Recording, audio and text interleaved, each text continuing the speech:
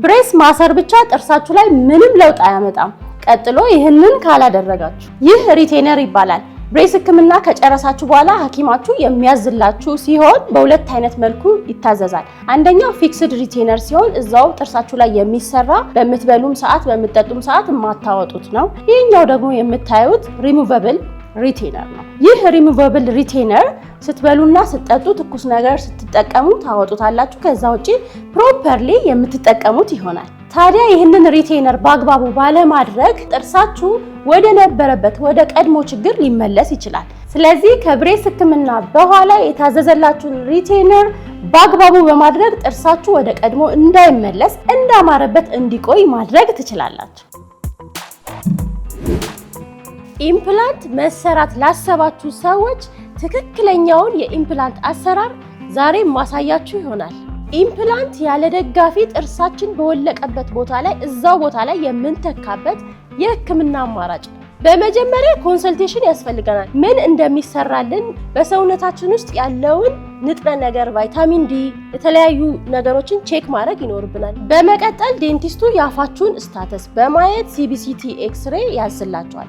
የአጥንቱን አፎርዲቢሊቲ ስፔሱን እንዲሁም ደግሞ ፔሪዶንሻል ስታተሱን ለማየት ይጠቅመናል። እነዚህን ቅድመ ሁኔታዎች ካየን ከጨረሰን በኋላ ኢምፕላንት ፕሌስመንት ነው የሚቀረን። በሎካል አንስቴዣ እዛ ቦታ ላይ ስክሩውን ፊክስ ማድረግ ይኖርብናል። ከቦናችን ጋር እስኪጣበቅ ወይም ደግሞ ኦሲዮ ኢንተግሬት እስከሚያደርግ ከ3 እስከ 6 ወር ሊቆይ ይችላል።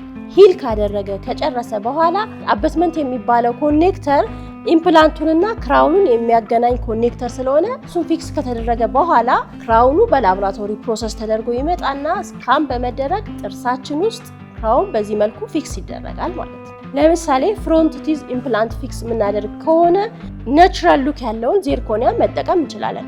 እንዲሁም ደግሞ ፖስቴሪየር ቲዝ ከሆነ ፋንክሽን ስለሆነ ሜታል ሴራሚክ፣ እነዚህን ፊክስ በማድረግ ውብ ያማረ የሚበላ ፋንክሽናል የሆነ ኢምፕላንትን መስራት ይቻላል።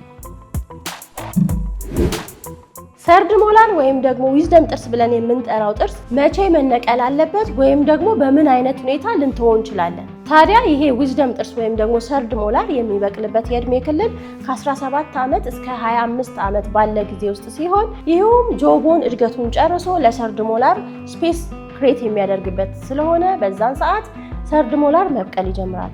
ዊዝደም ጥርስ የምንነቅልበት ሁኔታዎች አንደኛ ዊዝደም ጥርስን ቼክ ለማድረግ አይዴንቲፋይ ለማድረግ ፓኖራሚክ ኤክስሬ በመጠቀም ከዛ በኋላ የጥርሳችንን አበቃቀል እናየውና ሆሪዞንታሊ በቅሎ የፊት ለፊት ጥርሳችንን የሚገፋውና ክራውዲንግ የሚፈጥር ከሆነ እንዲሁም ደግሞ ትኩሳት እያመጣ ጋም ዲዚዝ የሚፈጥርብን ከሆነ ኤክስሬ በማየት ውስብስብ የሆነ ነርቭ እንዲሁም ደግሞ ኮንዳይል ስላለ ሪስኩን ለመቀነስ በስፔሻሊስት መነቀል ይኖርባቸዋል። ሌላው የማንነቅልበት አማራጭ ደግሞ ስትሬት በቅሎ ጥርሱ ምንም አይነት ጉዳት ከሌለው ጥርሳችን ላይ ክራውዲንግ ካልፈጠረ ፔን የተለያዩትን አሁን የነገርኳችሁትን ነገር ካልፈጠረ ስትሬት ከሆነ የበቀለው ለክሊኒንግ የማያስቸግረን ከሆነ በዚህ ምክንያት ዊዝደም ጥርስ ላንነቀል እንችላለን።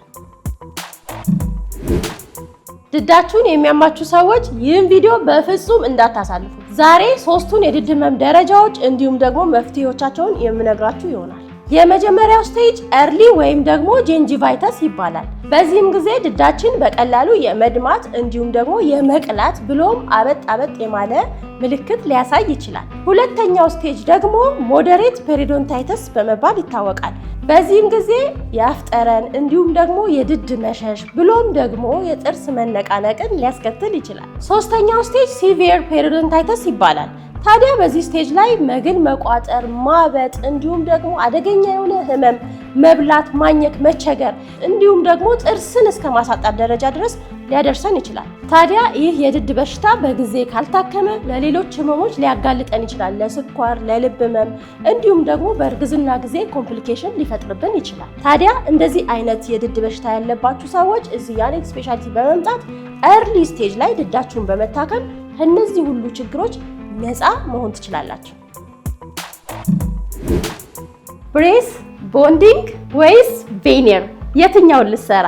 መቼ ምን መሰራት እንዳለባችሁ ልንገራችሁ። ብሬስ የምንሰራበት ምክንያቶች ጥርሳችን ወጣ ገባ ካለ እንዲሁም ደግሞ የጥርሳችን አቀማመጥ ስፔሲንግ ካለው የራሳችሁን የተፈጥሮ ጥርስ የምታስተካክሉበት አማራጭ ነው ማለት ነው። ሌላው ደግሞ ቱዝ ቦንዲንግ። ይሄውም ቱዝ ቦንዲንግ ደግሞ ጥርሳችሁ በጣም ሰፊ ያልሆነ ፍንጭት እንዲሁም የተሸረፈ ቀለል ያለ ችግር ካለበት በኮምፖሳይት ፊሊንግ በማስተካከል ስማይሊንጋችሁን ኪፕ ማድረግ ትችላላችሁ።